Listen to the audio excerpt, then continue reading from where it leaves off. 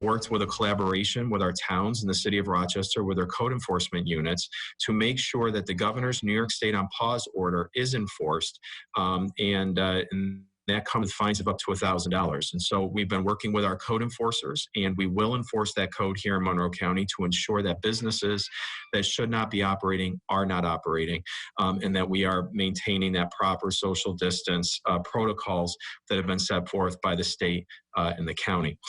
We've also begun a collaboration with law enforcement to make sure that we have a good education campaign, and then back that up with an enforcement as well. So first of all, the information campaign.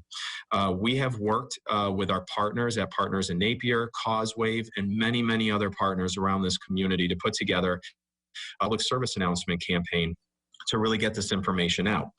You've probably been seeing a lot of that through our TV ads.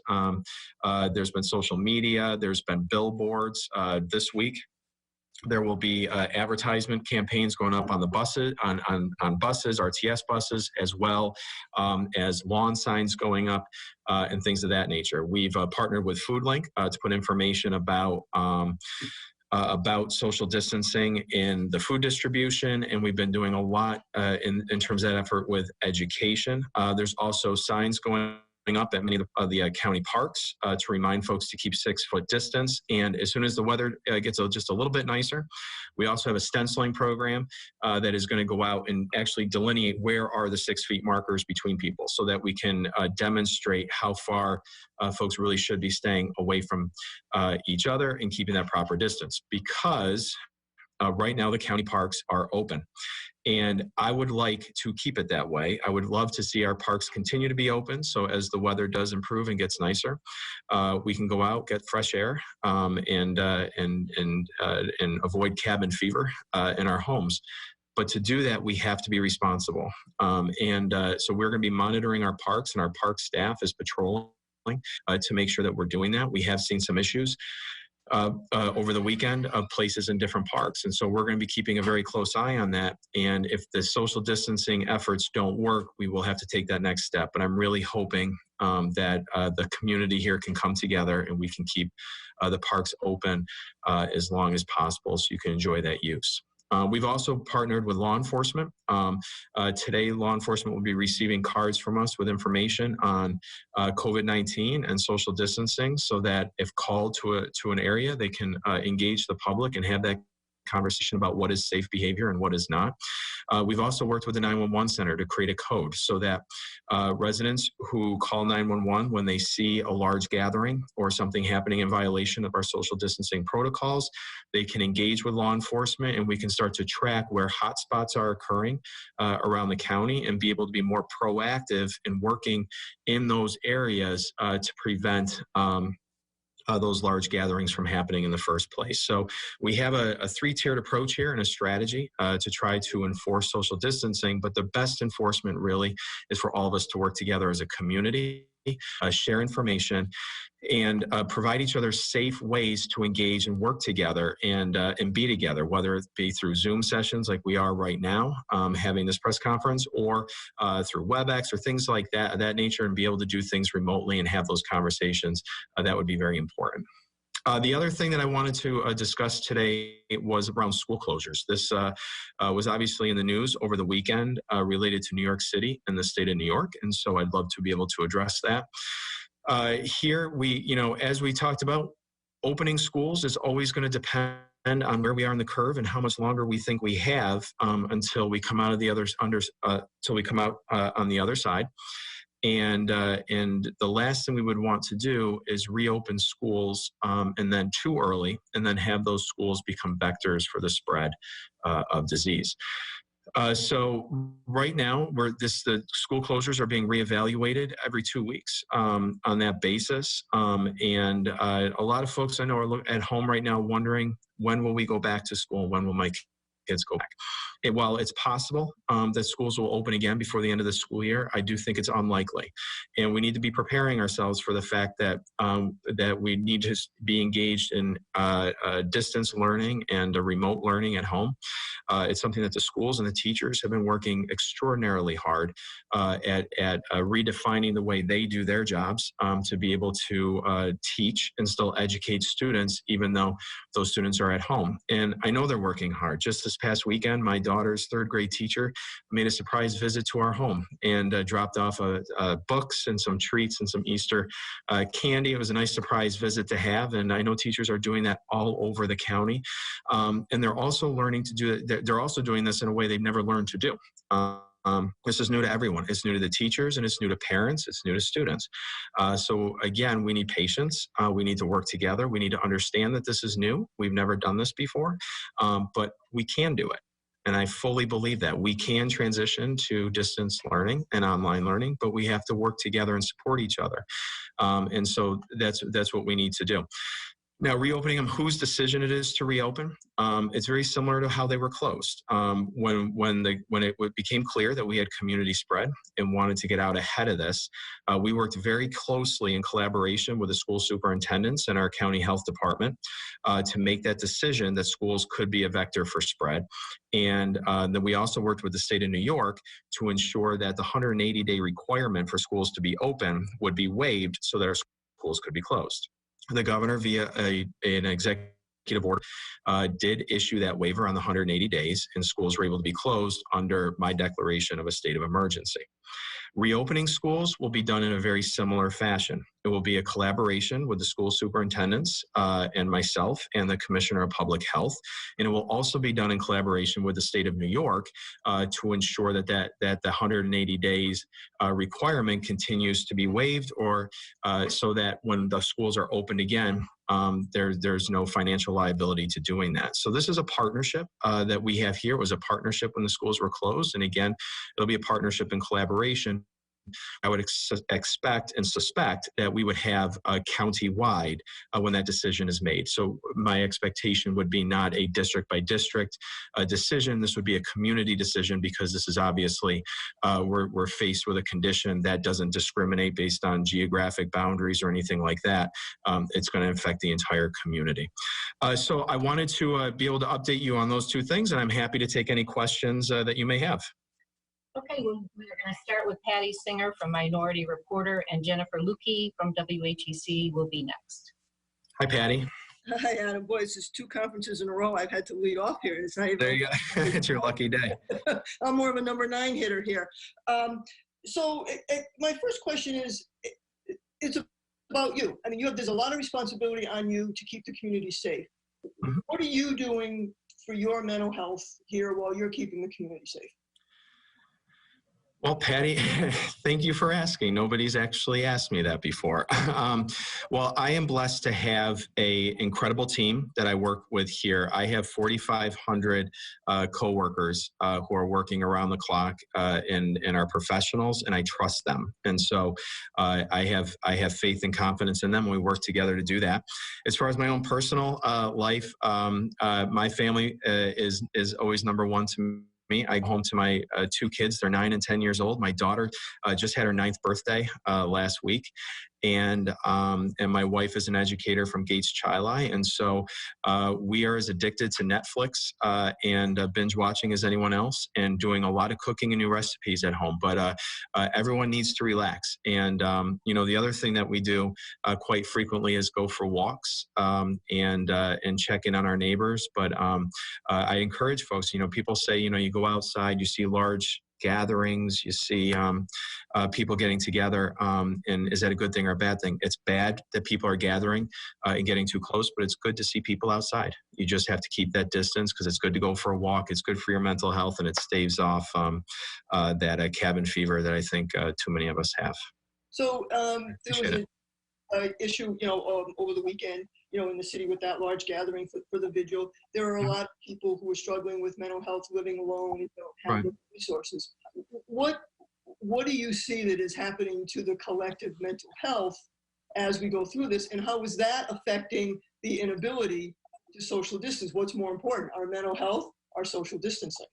Right. That is a very important balance that we have, and there are mental health programs, and there's some support and resources that we have available through our website, monroecounty.gov, and also our hotline, 753-5555, that individuals can access. But this is clearly not an easy time for folks. I am aware of what happened over the weekend, but I've been aware of, made aware of other instances around the weekend as well, where people were gathering. I think that we need to, and this is why I said support each other as a community. Obviously, when a family loses a loved one, there's a grieving process. There's a community process where we do need to come together. We just need to work with each other to find ways to do so where we can maintain that 6-foot distance or stay within our family nucleus, but still be able to have that support from our friends and our family. This is not easy to do. We've never done this before, so I don't think overly charged rhetoric or language is appropriate in addressing that. But I said instead what we need to do is come together to find ways to have that giving and find that support and help each other to do that. And I think that we can do that through remote things like this. We can also do that by having gatherings, but keep that distance apart so we can still be with each other. But we need to do it in a socially distant, responsible way, because by keeping that distance and stopping and slowing the spread of the disease is going to save more lives in our community. And the goal here is to get out of this to the other side, saving as many lives as we can. Thanks, Betty. Next is Jennifer Lukey from WHEC, followed by Brett Dahlberg from WXXI. Hello, Jennifer. Hi, how are you, Mr. County Executive? Thank you for taking our questions today. I'm going to start with a question. You mentioned that you've been talking with towns and village code enforcement. To your knowledge, have any of them actually cited businesses who are open and continuing to work after being deemed non-essential? To my knowledge, that has not happened yet. I haven't checked it with them yet this morning, but to my knowledge, that has not been necessary yet. Had they had to give warnings? I know there's been numerous warnings out there, and there's been complaints that have been made. And so we will, I should have that data because we've been coding them. So we'll have that data in the next couple of days to be able to say how many have been called in. But that coding process is still new. So we're still just tracking that data now. Okay. And over the weekend, the governor signed or said he was going to sign an executive order mandating all businesses that are essential provide masks to their employees. Do you think that those companies should be making sure that those employees wear the masks?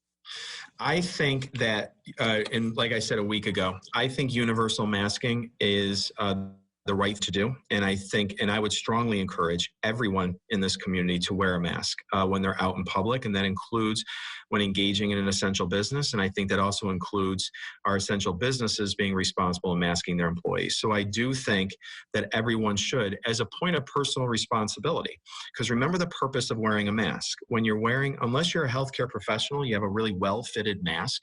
Wearing a mask that any of us can have at home or can obtain is really about preventing other people from getting sick. That's really what it is. So, I feel fine. I feel fine today.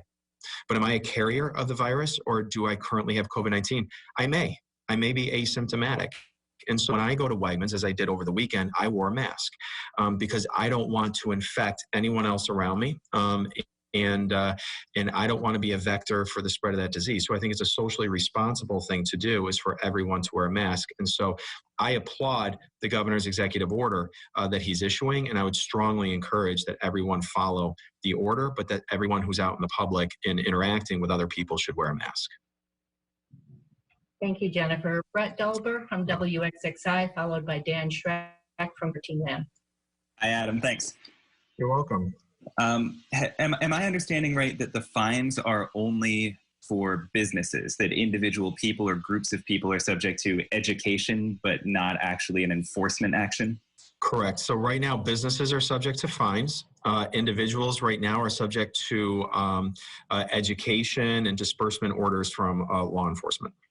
Mm-hmm. Do you think that's enough? Well, right now, that's why we're tracking it. So we have a code system in place now that we're working with local law enforcement on to be able to report that back. So far, I haven't seen that as a problem yet over the last few weeks, and I haven't seen that in other communities where people have been fined, just out in the public, like at parks or out on the sidewalk. But that's why we want to start with enforcement. With education. I think whenever it comes to an issue like this, you should always start with education. You should be engaging with the community before there's a punitive measure. Again, we should be offering advice and counsel the folks on how they can do those activities and stay connected, but do it in a responsible way. So I do think it's more responsible to start with education, and then we can look at our enforcement options. Thanks. You're welcome. Brett. Dan Schreck from 13 WHAM is next, followed by Gino Fanelli from City Newspaper. Good morning to the both of you, and thank you for having us. County Executive, if I can ask you, right now there are a lot of reports of nursing homes withholding coronavirus information regarding the number of cases, employees that have come in contact with infected residents. Now, I understand this is a state issue, but at what point does the county step in and say, we have a right to know how many cases there are? I believe Governor Cuomo said that there will be death counts released on a county-by-county basis starting today. But what about current cases, active cases within nursing homes in our area? At what point does the county say, we need to know this, these are our residents? Yeah, I think that when it comes to nursing homes, there are a number of factors that are at play. And first of all, and it can be a very sensitive issue because we're talking about people's homes. This is where people live. And the county has little oversight over the nursing homes, as you just said. They really are governed and regulated by the state of New York. And the approach that we have taken as a county in terms of releasing information, because we want to be as transparent as possible here, is that we've been collecting data through contact tracing and other measures and releasing that to the public when we feel that there is a public health reason of why the public needs to know. So if you look back to at the very beginning of our first cases here, we released information about a bus that someone was on. We released information about a school district where an employee was working. And we started doing that up to a point where you're up to over 700 confirmed cases now in our county, and you have to start thinking and changing your thought process as opposed to trying to identify where the virus has been to just assuming it really has been everywhere. And that's why we've changed the way we talk about this so that everywhere you go, you should assume the virus has been there and you should assume you have it in the way that you interact with people. That's why we wear a mask. I mean, you should assume people you're coming into contact with have it, which is why you keep a 6-foot distance. Particularly around nursing homes, we have been working with them over the last couple of weeks. We have a regular phone call conversation now with them to help them with their PPE needs. That's the personal protective equipment. We offer advice and training and things of that nature. But obviously and clearly more is going to need to be done because the folks who live in these nursing homes are the most vulnerable populations, and we need to keep the spread of this disease away from them. But it's obviously very difficult because you have nursing home patients that come in and out of other healthcare systems, such as the hospitals, and then obviously you have staff who's in there working with these residents every day. And the worst thing that you could have is it spreads like wildfire through a facility. So I think when it comes to releasing data, we've been taking the state's lead on that because I'll get back to your original question, which is because you're dealing with the sensitivity around this is somebody's home. And then you also don't want to create a larger panic that doesn't exist if you only have a piece of the information and not all of it. So we've been taking their lead on that release. We'll continue to do that, but we're also working every day with our nursing homes to make sure that they have the advice, the support, the training, and the PPE that they need to prevent that spread. And I will say this as well. The nursing home are working incredibly hard. The staffs are working incredibly hard. The leadership is working incredibly hard to deal with an issue that they've never had to deal with before. And again, these are their residents. It's like family to them when someone gets sick. or passes away, this is a family member to them as well. And so we need to work with our nursing homes to make sure they have what they need to protect their patients and their families. We also don't want to unduly alarm folks when there is an issue within the nursing home. The way that is handled and should be handled through their contact tracing is to identify families of other residents within those facilities. Just as we identify the greater public when there's a public risk, they do the same thing within their facilities as well. Okay, and then we know that the unemployment department recently launched a new website to help curb that influx of incoming calls. And according to the governor's office yesterday, those numbers are declining. However, there are a lot of people in Monroe County that do not have internet access or a computer to go online to fill out that new form and are still calling and can't get through.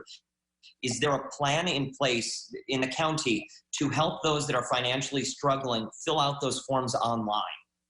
So if anyone who has trouble accessing any of the programs, so it's unemployment benefits, SNAP benefits, child daycare support dollars, any of those types of benefits can call our hotline at 753-5555 or email our email address to covid19@monroecounty.gov, and we can help with that support. So we can support individuals through the process of accessing any of those benefits. Obviously, we're limited in what we can do. If the website is crashed and the phone isn't working because of the influx, we obviously still have our limitations, but we are happy to. But we have people here on staff who can work with individuals in our community to access those benefits. We also have the same process in place for small businesses. Monroe County created a small business loan program that offered a $10,000 in loans for working capital to businesses. And as part of that, we've created a navigator program where we have navigators who will work with business owners to help them through the application process and navigate the various types of small business loans as well. So we have those types of navigators and help on both the services for individuals, and we also have that for small businesses as well. The best way to access all that, though, is through our hotline. Thank you. You're welcome. Okay, next up is Gino Fanelli from City Newspaper, and then Steve Orr from the Democrat and Chronicle. Hey, Adam, how you doing? How are you? I'm hanging in there. So I was wondering, for non-essential businesses that you do find operating, you said that there has been a number of complaints and there has been warnings. When do the punitive measures come into place? Is it after the first warning, or is there a second warning? What's the protocol there?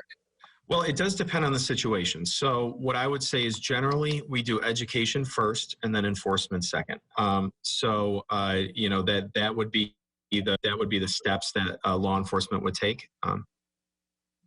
But generally, we like to start with education before a fine. Gotcha. And for the average person who notices the bar on the corner of the street is still open, or whatever other essential business is still operating, what can they actually do? How do they, reach out to the county and file a complaint and, have someone address that? Sure. What I would recommend is that you call 911. And we have been working with our partners at the 911 center to be able to create a way to address those types of complaints, and then also a way to code those in our system so that we can track problem areas or repeat offenders. So I would encourage you to call 911 to file those complaints. Gotcha. Thank you. You're welcome. Okay, Steve Orr from the DNC, followed by Jonathan Hunter from Spectrum News. Hi, Adam. Just a quick question about something. We had thought the county's plan was to release more demographic data on Sundays about the age of those who had died from COVID, and also the racial and ethnic breakdown that we got a little taste of the other day. I didn't see it yesterday. Is that still coming, or have you rethought doing that? Yeah, I think it is still coming. I think we went back to, I think we said we're going to start to report those on Friday. So I think we're going to get that this Friday. This Friday. Okay. All right. That's all I wanted to ask. Thanks. You're welcome. My pleasure. Yep. Thanks, Steve. Jonathan Hunter from Spectrum News, and then Kayla Green from WROC. Hey, Adam. How's it going? How you doing? Good. How are you? Pretty good. Just simple question, similar to actually Dan's question. What are you guys doing just to ensure that everyone in the nursing homes are staying safe And I remember you mentioned earlier that you guys in the county don't have certain jurisdictions or powers over the nursing homes. But what are you guys doing to ensure that that spread is not going throughout the nursing homes? Sure. So we have developed a regular call with all of the nursing homes, with the nursing homes and long-term care facilities in the county. We've convened these calls on a regular basis to share information, share best practices, and to have feedback from the nursing homes about their access to PPE and training needs. And then we can coordinate that response to the state. So we have those regular conversations with them because this is important. I'll also add this about nursing homes. What we are also seeing, and this is why I said, they are working very hard with the resources that they had, what they have. But we're also seeing, I think, the result of years of underfunding nursing homes and financial, when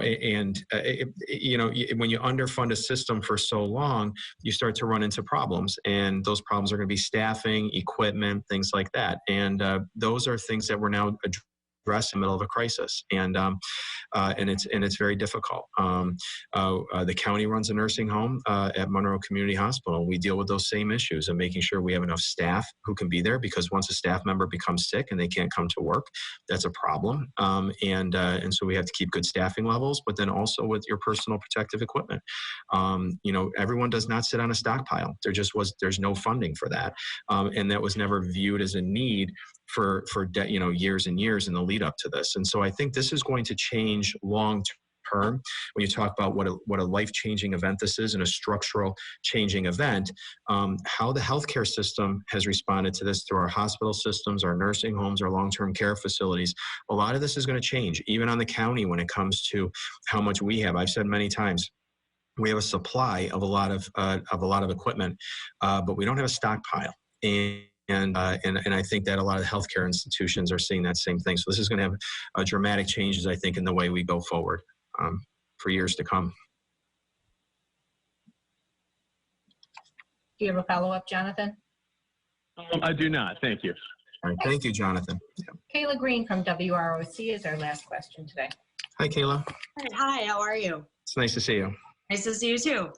So my first question is about schools, and over the weekend, the governor saying that he has the final say with schools. So I'm just wondering if you could just clarify, as we go forward, are you yielding to the governor fully on this, or how will that process look when you think schools should reopen?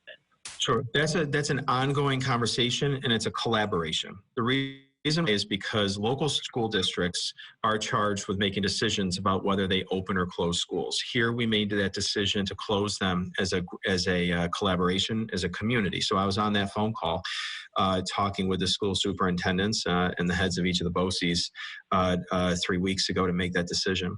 The reason why, but it's also a collaboration because New York State has rules around how many school days schools have to comply with. So it was 180 days instruction. And so the state obviously plays a role in making sure our schools have the funding they need, and that the school districts are meeting those obligations with the state of New York. So we've had a very good collaborative relationship with them. When we went to close schools, we notified the governor's office that was going to happen here, and they agreed, and the 180 days was waived right around that same time. So we've had a good collaborative relationship, and that's how it would work reopening them as well.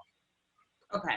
And then my next question is regarding the public gatherings and what you were kind of mentioning about the hotline and all that. So just to clarify, because I've gotten a couple questions just through different means, people have asked me, if they see their neighbors like hanging out with a bunch of people, like cars pulling up, and they know that these people don't live there, what would be the best way to go about it? I know you mentioned 911 and a hotline. So what are the different ways to do this, and what should people do?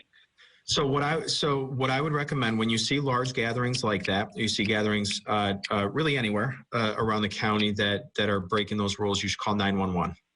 Okay, so that's my clear advice and instruction is to call 911, because we can't law enforcement can't proactively look at a place to send people to enforce social distancing. We can't do that unless we know where it's happening. And I do see anecdotal things on Facebook. I'm on Facebook and Twitter and things. So I see that, or I'll get text messages from friends or family.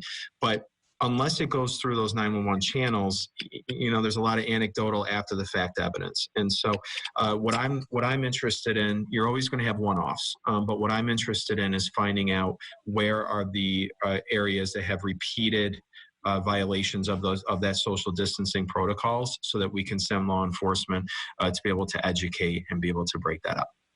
Okay. Okay. So I'll just close by saying this. And I appreciate everybody working with us today, and I hope I got some good information out there to you. I'm just going to continue to emphasize this whole notion of social distancing and what we've been doing. And I know this is difficult for everyone. We just went through Easter weekend and Passover, and everyone's families had to make adjustments to be able to celebrate those holidays in a different way. And there's going to obviously be fatigue setting in, and people want to move around and be able to go back to life as normal and life as we knew it. And the best advice I can give this community is that in order to get through this, we have to continue to do those practices and find better ways to be able to connect. This past weekend, yesterday on Easter, was my mom's birthday. So happy birthday, Mom, who I think is probably watching this right now. But I wish my mother a happy birthday and happy Easter. And what we did was we went to her house, and the kids, chalked up the driveway and wrote messages and colored pictures. And we did that from the length of the driveway. And they were able to speak to their grandma. I was able to speak to my mom, and we celebrated holiday and celebrated her birthday. And we did it in a socially responsible way. I think that's what we should be doing across the community, and we should be sharing those stories. We should be showing people, by example, our neighbors in our community, how you can do this. Because the better we do at this, the lower we keep that curve, the better the hospital systems are going to be able to deal with the increasing hospitalization numbers, the better our outcomes can be. We're still losing far too many people. We've lost 50 lives in this community to COVID-19. And my heart breaks for those families, and we pray for those families every day, as I'm sure all of you do as well. And to prevent more people from dying, prevent more people from loss, we have to do that. We have to maintain our social distancing a little bit longer. And how we know to come out of this is something that we're working on next. And you see that conversation all the time, but it's going to require more testing, both in terms of the test for COVID-19, but it's also going to require the antibody testing to make sure that as we open things up in the future, we do so in a way where we don't get that second spike. That's the last thing we need to do. So the irony of us doing this social distancing so well is that it's going to take us just a little bit longer to come out of it. But the benefit of doing that is that our hospital systems have not been overwhelmed yet. We have all the preparation in the world to handle that overwhelming influx if that happens, but hopefully we don't need that. And we haven't had that influx yet.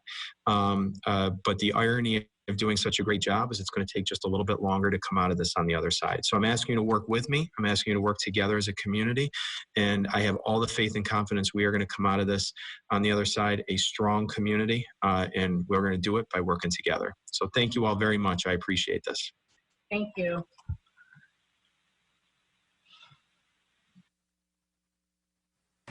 Well, you've been listening to Monroe County Executive Adam Bello. For the very latest, stay tuned to News 8 on air and always online at rochesterfirst.com. Thanks for watching.